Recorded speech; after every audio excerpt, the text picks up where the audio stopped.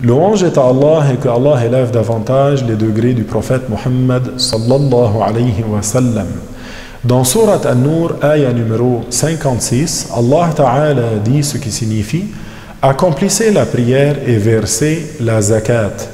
Allah Ta'ala a rendu obligatoire pour le musulman de verser une part bien définie de son bien si la zakat est devenue un devoir sur ce bien aux miséreux, aux pauvres et à d'autres parmi les musulmans que Allah Ta'ala a cité dans la ayah honorée numéro 60 de Surat At-Tawbah. Elle signifie « Certes, les aumônes obligatoires ne sont que pour les miséreux, les pauvres, ceux qui travaillent au service de la zakat, les nouveaux convertis, les esclaves qui ont établi un contrat d'affranchissement, les endettés qui ne peuvent pas s'acquitter de leurs dettes, les combattants bénévoles, fi sabilillah, et le voyageur qui n'a pas ce qui lui permet d'atteindre sa destination. Premièrement, les miséreux, al-fuqara, sont ceux qui ne disposent pas de la moitié de la suffisance qui leur est nécessaire pour vivre. Deuxièmement, les pauvres, al-masakin, sont ceux qui ne disposent pas de toute la suffisance qui leur est nécessaire, mais disposent de la moitié ou plus.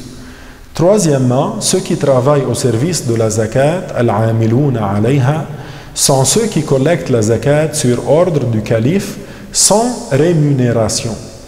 Quatrièmement, les nouveaux convertis, al-mu'allafatu qulubuhum, sont ceux qui sont devenus musulmans récemment.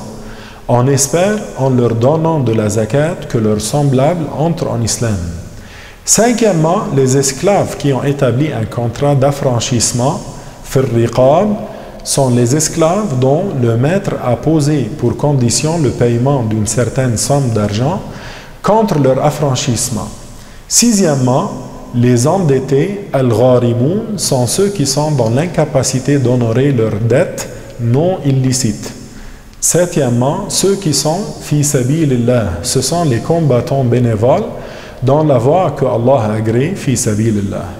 Huitièmement, le voyageur qui n'a pas ce qui lui permet d'atteindre sa destination, ibn sabil, c'est le voyageur qui passe par un endroit où l'on donne la zakat et qui n'a pas de quoi retourner chez lui.